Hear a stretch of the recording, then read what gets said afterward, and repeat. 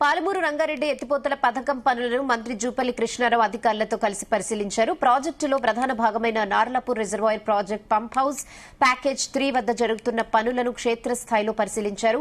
Pump house మోటార్లను పనులు జరుగుతున్న తీరుపై అధికారులను అడిగి తెలుసుకున్నారు. పాలమూరు జిల్లా ప్రాజెక్టులను అత్యంత ప్రాధాన్యతగా గుర్తించి పూర్తి చేస్తామని మంత్రి తెలిపారు. సీఎం రేవంత్ రెడ్డి ఆదేశాల మేరకు ఉమ్మడి మహబూబ్ నగర్ జిల్లాలోని ఇరిగేషన్ ప్రాజెక్టులన్నింటినీ వేగవంతంగా పూర్తి చేయడానికి అవాంతరాలను తొలగించడానికి ప్రాజెక్టులను సందర్శించినట్లు తెలిపారు. కాళేశ్వరం ప్రాజెక్టుకు 1,00,000 కోట్లు ఖర్చు పెట్టి పాలమూరు జిల్లాను ఎండబెట్టారని మంత్రి జూపల్లి ఆరోపణలు చేశారు.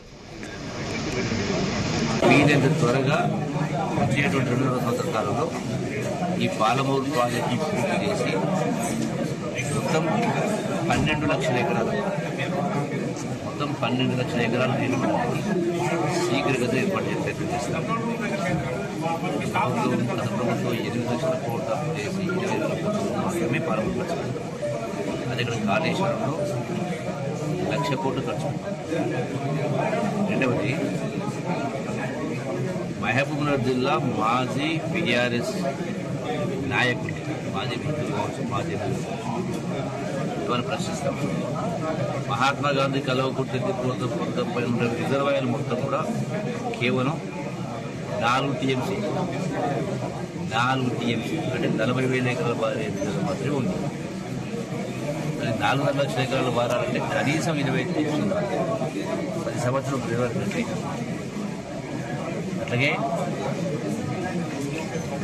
జూరాల, నెట్టెంపాడు, భీమా, కోయిస ఇవన్నీ ప్రాజెక్టుల కింద ఉన్న ఆయకట్టు 5,50 ఎకరాలు.